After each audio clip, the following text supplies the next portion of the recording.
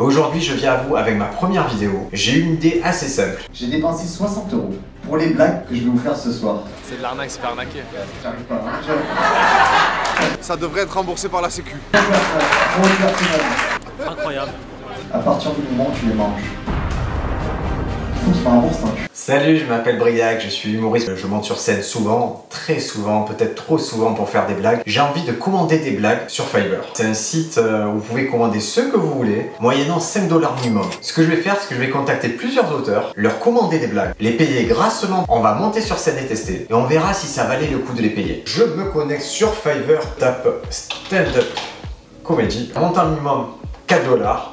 Et là, en Air Royal, je suis prêt jusqu'à mettre 15 $. Là, j'ai The Tyler Wood. Il a 52 avis et il a 4,9 étoiles. Il y en a un qui a fait pas si ouf que ça, quoi. Il nous dit: je gagne une partie de ma vie en faisant du stand-up. C'est pas toute sa vie, il gagne juste un petit bout de sa vie en faisant du stand-up. Si il vous offre une pizza, c'est peut-être un stand-up qu'il a payé. Sa voiture, c'est sa femme qui l'a payé. Pour 13 €, il nous offre 5 blagues. On essaye? Salut Tyler, je suis un comédien français. Je vais faire des blagues en français. Déjà, le mec s'est dit il est obsédé par le français, ce gars-là. J'aimerais 5 blagues de type one-line. Prémisse en punchline. Un peu le roi de la one-line en France, c'est Paul Mirabel. Ah oui, j'ai un humour plutôt absurde. Pas de jeu de mots. Lui, il va le dire en anglais, si je traduis en français, ça va pas marcher. Merci Tyler. Passez votre commande. 13,60 € avec les frais de service, 3 €, ça me fait 16,18 €. Poursuivre la commande. Ça fait mal quand même 16 € les blagues. On passe au suivant. Ah, lui me plaît. TG Small, lui, il écrit tes blagues pour la comédie et c'est un Fiverr Choice. C'est-à-dire que Fiverr l'a recommandé. Je crois que c'est parce qu'il a payé Fiverr pour le recommander. C'est ma théorie. Mais je suis quasiment sûr que c'est ça. Déjà, la photo qu'il met sur son truc, c'est une photo genre acheter des t-shirts. Donc ça n'a aucun rapport. Peut-être bon auteur, mais mauvais communicant. Il nous dit, est-ce que vous avez besoin de matériel humoristique un peu marketing? Vous avez de la chance. Parce que sur le marché de la vente de blagues,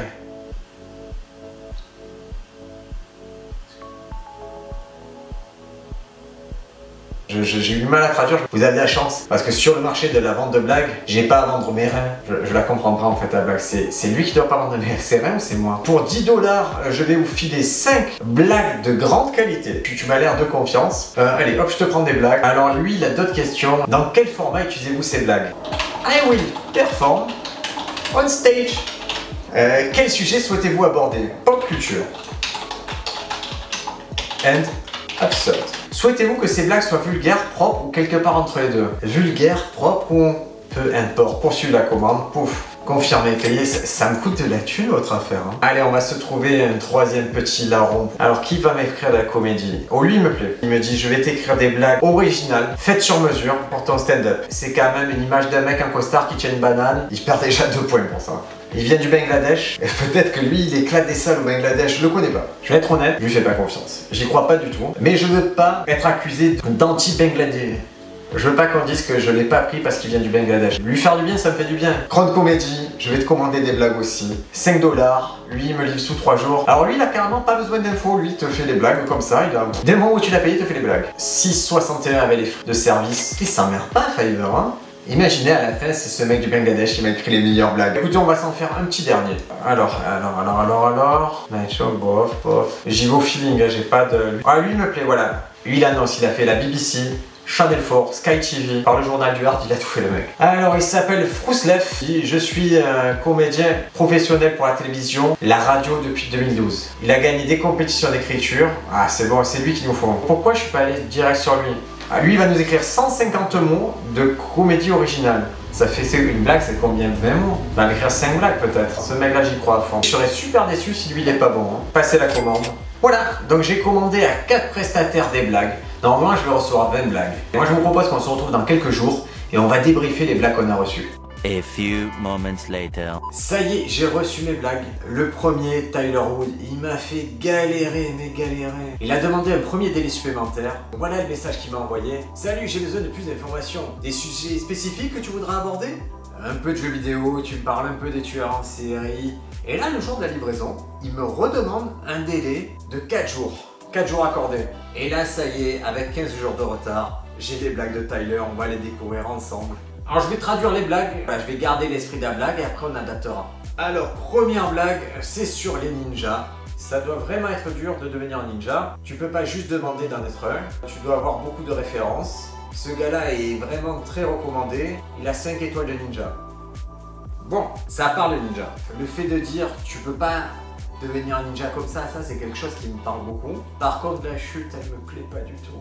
Elle m'a dit ça doit être dur d'être un ninja, parce que tes avis sur Google, il faut absolument avoir 5 étoiles de ninja.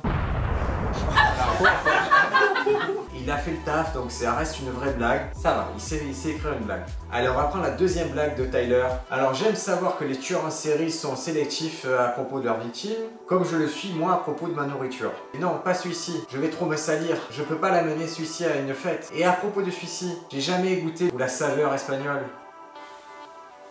15 € s'il me sortait 5 blagues de folie, je travaillerais plus en fait. Il a fait le taf, on va passer à la troisième blague de Tyler. Quelque chose qui me fascine à propos de tueurs en série, c'est que ça peut être n'importe qui. Ça peut être un fleuriste, ça peut être un pompier, et ça peut même être un gars qui fait des vidéos sur YouTube. N'importe qui. Quatrième blague, les buveurs de thé ont toujours un air supérieur quand il s'agit de parler aux buveurs de café. Ce qu'ils ne réalisent pas, c'est que nous, les buveurs de café, on a assez d'énergie pour taillader leurs pneus, les pneus de leur voiture et partir en courant.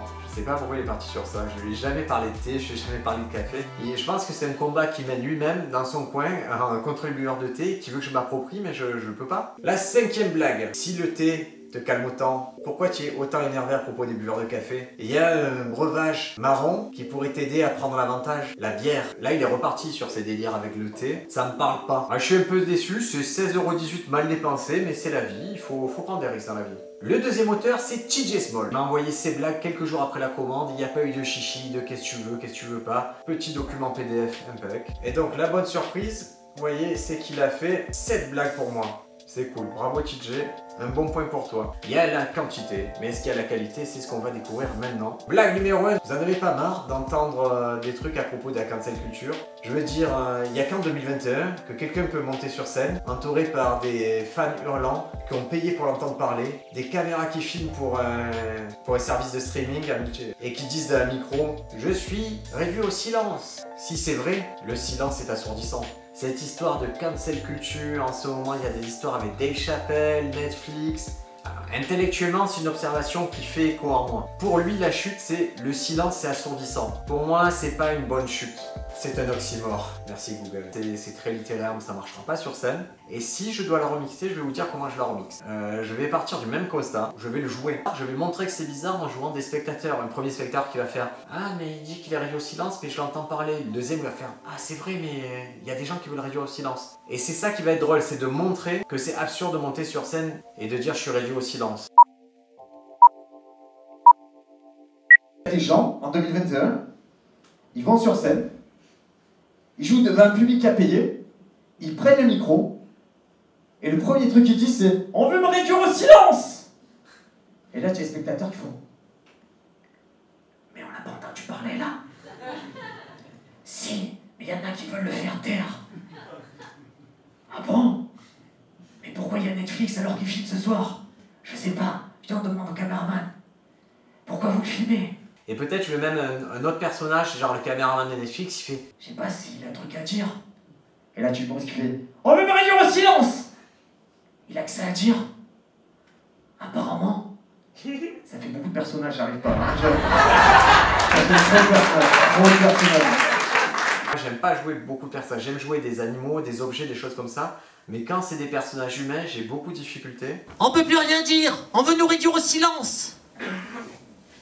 Et tu as les gens dans le public qui font « Mais il est pas sur scène là. Oui, mais on veut le réduire au silence. On peut plus rien dire. Ok, mais pourquoi il y a Netflix? Demande au caméraman. » Je sais pas, moi je suis venu parce qu'on m'a... Putain, j'arrive pas à la jouer, je suis désolé. Elle me dépasse, elle me dépasse. Je suis persuadé qu'elle deviendra drôle un jour. Mais des fois, je me prends pour Baptiste Caplet. Deuxième blague de TJ, la pandémie était vraiment dingue. Être coincé chez soi, je vais pas le faire en fait. J'ai juste pas envie de parler de Covid. Pas envie, c'est pas mon truc. Donc vraiment, TJ, c'est pas ta faute. Tu as écrit une grosse blague, mais moi, je ne parlerai pas du Covid. Blague numéro 3. Je pensais récemment, on a tous ces tireurs, ces terroristes et toutes ces choses bizarres qui arrivent dans le monde. Et je crois que c'est dû en partie parce qu'on leur donne de la célébrité. On leur donne des surnoms cool. Et ça fait d'eux des martyrs à la cause. Vous voyez ce que je veux dire? On a le tueur du Zodiac, l'étrangleur Boston, le boucher de Kansas City. Ils ont tous des noms cool. Et je pense qu'on doit leur donner des noms idiots pour qu'ils prennent conscience d'eux-mêmes. En fait, je pense qu'on devrait embaucher quelqu'un dont le boulot serait de leur donner des noms dégradants pour ces mauvais mecs. Parce que moi, cette idée-là, elle me parle. Cette idée que les tueurs en série, si on leur donnait un autre nom, eh ben ils feraient pas ça. J'adhère totalement. Je vais poser la théorie. Je vais dire, les tueurs en série, ils ont des noms trop stylés. J'ai une théorie. C'est que ce sont les journalistes qui créent les tueurs en série. Pourquoi? Parce qu'ils leur donnent des noms trop cool. Le tueur du Zodiac, l'étrangleur de Boston, l'ogre des Ardennes. Et je vais dire, c'est la faute des journalistes, et à partir de là, je vais essayer de jouer un journaliste. Les journalistes feraient. Il a tué 10 personnes avec une tronçonneuse rouillée sur l'autoroute. Nous pensons que c'est l'œuvre d'un tueur qui s'appelle Jojo le polisson au micro-pénis. Après, il y a le tueur en série qui va l'appeler, qui va le menacer. On vous passe quelqu'un? Oui, j'écoute. Écoute-moi bien, espèce d'enculé de journaliste. C'est moi qui ai tué toutes ces putes. Je vais venir. Je vais te tuer toi, ta famille, tes amis, et les amis de tes amis. Jojo, c'est toi? Petit polisson! Arrête de m'appeler comme ça. C'est ton micro-pénis qui te fait parler. Arrête de dire ça. Arrête de tuer les gens. D'accord. Je vais faire une validation des acquis professionnels. Et je vais devenir bûcheron. Bravo TJ. Blague numéro 4. Je suis allé dans une animalerie récemment et il y avait ces petits cartons à côté des animaux avec des informations comme animal débutant, bon pour les enfants, à caresser autant que vous voulez, ils aiment qu'on joue avec. J'ai continué à chercher dans l'animalerie jusqu'à ce que je trouve un qui dit très difficile, ne pas manipuler. Et je me suis dit ouais, c'est celui-ci qu'il me faut. C'était un scorpion venimeux. Les scorpions sont connus pour leur fidélité. J'ai demandé au gars combien ça coûtait, il m'a dit 20 $. Vous savez ce que ça signifie? Que pour un billet de 100 $, je peux avoir une petite armée de scorpions. Totalement absurde. Et c'est le type d'humour que moi j'aime bien prendre et je sais où la mener. Le fait de te dire pour une certaine somme tu as une petite équipe de scorpions, ça me parle vraiment beaucoup.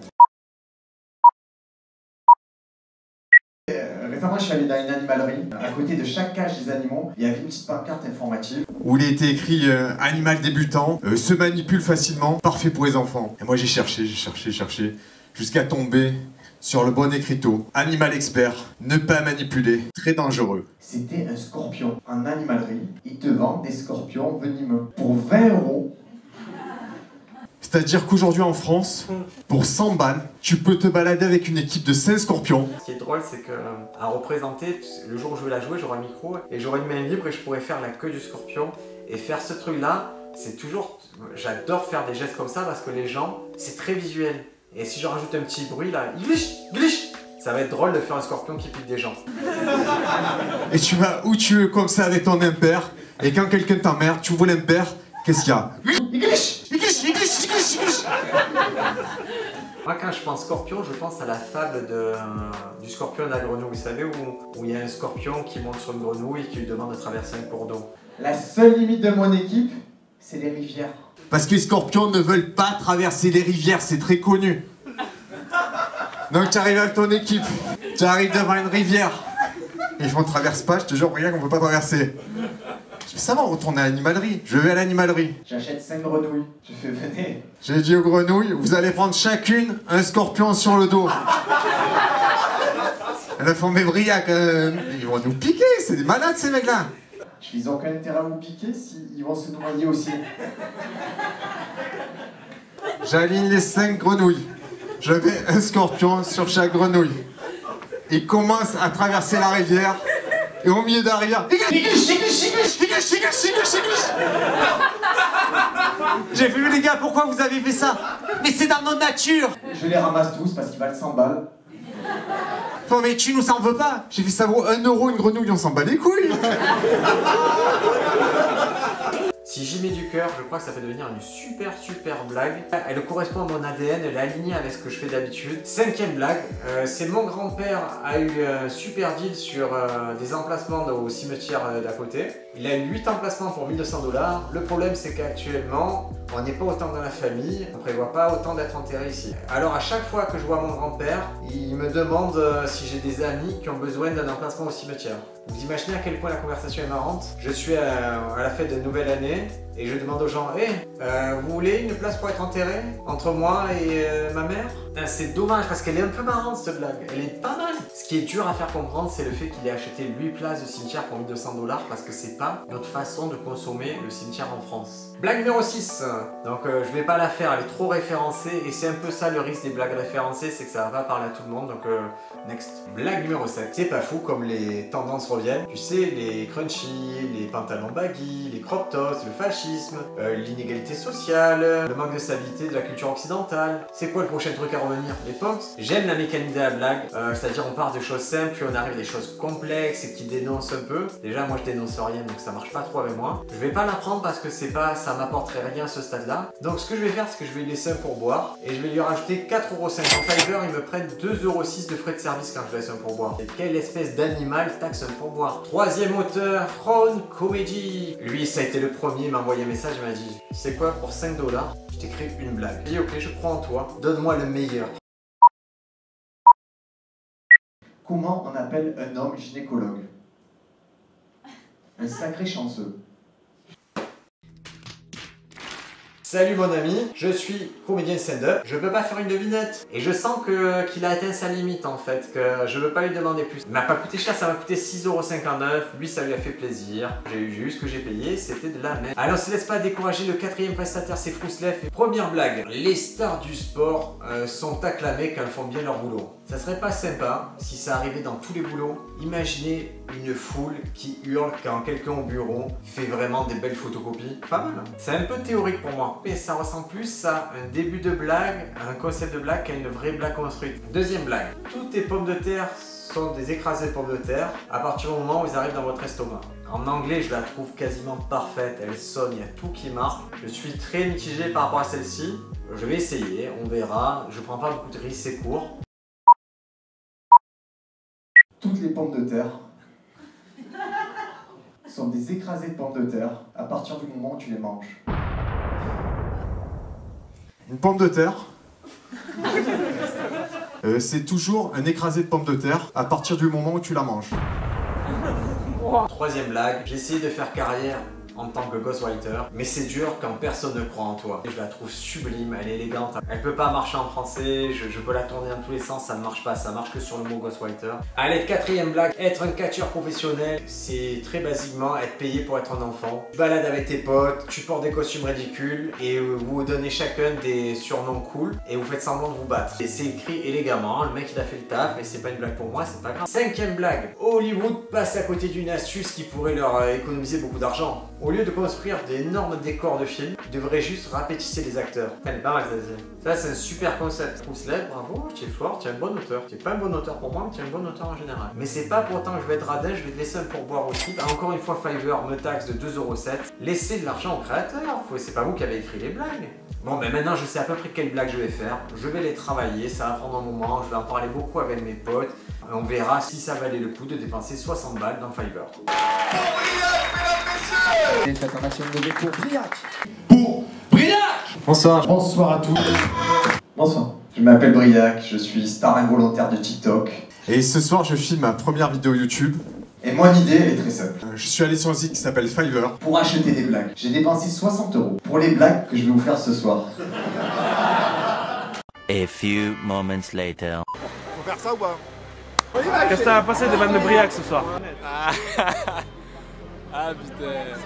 Bah déjà, concept marrant. On devrait gagner des subventions quand on fait ces démarches-là et qu'on externalise le travail. C'est comme s'il donnait de l'argent à des SDF, il fait son quota. C'est de l'arnaque. C'est de l'arnaque, c'est fait arnaquer.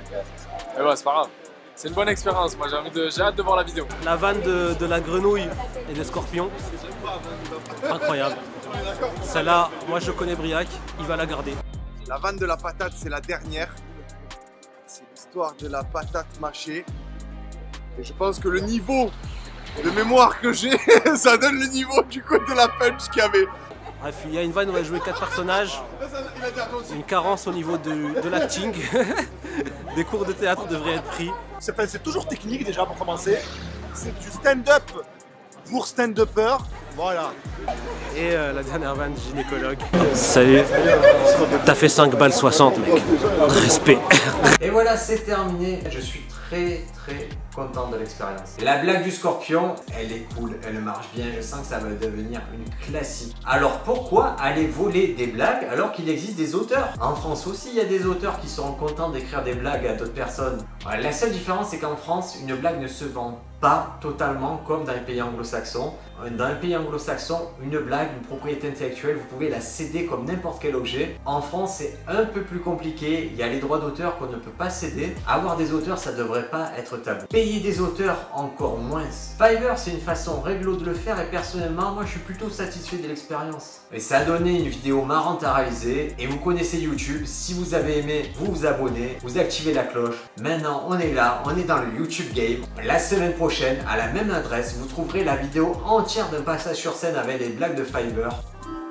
La vidéo est terminée. Vous pouvez aller regarder des gens plus connus.